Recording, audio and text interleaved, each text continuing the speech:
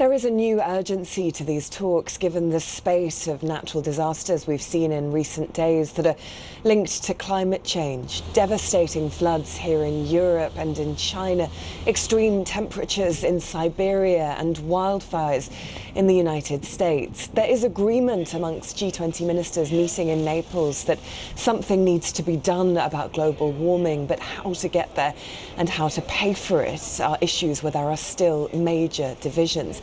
Italy, the host nation, is hoping to achieve stepped-up commitments to emission reduction targets, as well as boosted climate finance commitments. Roberto Cingolani is Italy's Environment Minister.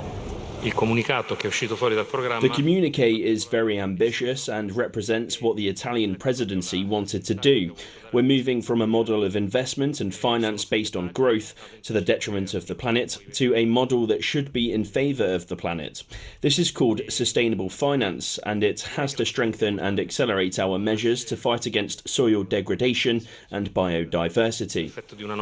Whilst some around the table, such as the European Union and the United States, have made climate change a core part of their policy agenda, others are more resistant to making concrete pledges when it comes to reaching targets such as net zero by 2050 and shifting permanently away from things like subsidies for fossil fuels. Those countries include Saudi Arabia, clearly heavily dependent on coal, as well as Brazil and China. So meeting those concrete policy changes has been very difficult, and we know that the discussions in Naples have been fraught with divisions. There has been signs of a growing rift between rich and poor nations when it comes to climate finance.